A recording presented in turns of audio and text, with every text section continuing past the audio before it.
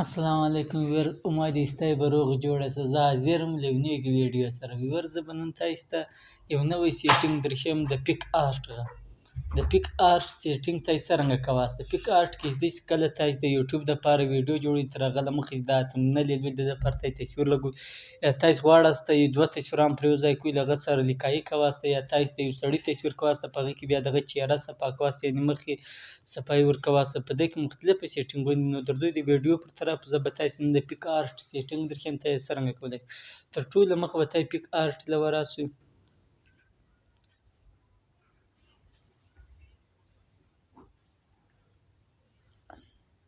چې پیک آرټ له وراړاست، دوی به تا له مختلف آپشنان درته لاندې لیکلی دی په زرغونه کلر کې پلس نشان، ته به دا پر وواسطه.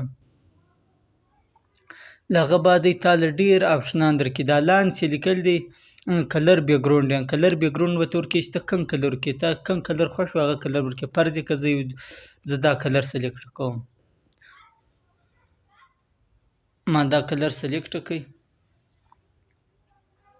او د دغه کلر سره زه یو تصویر لګوم، له هغه سره لیکایي کوم. دا به زه څرنګه کوم. نو لاندې چې مختلفه سیټینګونه درکړي، ته به دله راسو د لیکئ ایډ د فوټو، دا به ته پر وواسطه او له هغه سره مطلب زه اوس یو تصویر سلیکټ کوم. فرض که ما دا یو تصویر دی ما سلیکټ کړی، دلته بیا بالا چې ایډ لیکلی، دا به ته پر وواسطه او دا تصویر تر څوم غټولی شي. دا تصویر ته غټولی هم شي، کمولی هم شي. دا ته دا هر طریقه یې کولی شي. فرض که دا یو تصویر چې ما جوړ کړي او له دې تصویر سره ته یو بل هم ایډ، که ته غواړې زه یو بل تصویر سره ایډ کړم، بیا ایډ کولی شي. فرض که زه یو بل تصویر سره ایډ کوم، دا یو بل تصویر شو ما ورسره ایډ کړي، دا بل تصویر شو،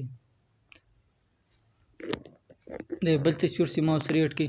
او که چېرته غواړې د ده تصویر ته زه لیکایي وکړم، افشا یې ولیکم، دا به ته څرنګه کولی شې.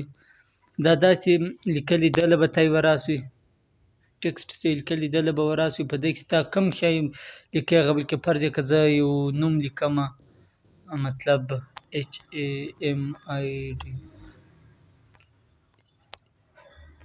مطلب دا ما یو نوم ولیکئ، دا زه ورسره ایډوم، دا نوم زه ورسره ایډوم او د ده به ته کوم کلر ورکوې. کلر دی، دا کلر چې لیکلي دله به راشي، ته هر کلر ورکوې، په دې کې ته هغه کلر ورکولی شې. فرض که ما دا کلر سلیکټ کړي، دا شول. او له هغه سره که چېرې تا د یو سړي تصویر وي او هغه بیا تا صفا کوئ، هغه به ته څرنګه صفا کوې. تر ټولو مخه به تاسو راساسته، د دې د مختلفو سیټینګونه بیا در راوړي دي، دا به پر وواسطه دا بروک چې لیکلي دا پر وواسطه. په دې کې بیا ته یو څه لیکایي هم کولی شې. ځینې خلک داسې چې له هغه سره بیا داسې د تیر نښان کش کړي، یا بل داسې وکړي، دا سیټینګ هم کې کولی شې. فرض که ما دا وکړئ او د ده سره به اوس ما تا ته یو بل سیټینګ درښیم. په دې کې به تاسو دله راسئ، په دې کې چې ته کوم کلر ورسره لګوې، مطلب هغه کلر ورسره لګوي، لکه داسې شو.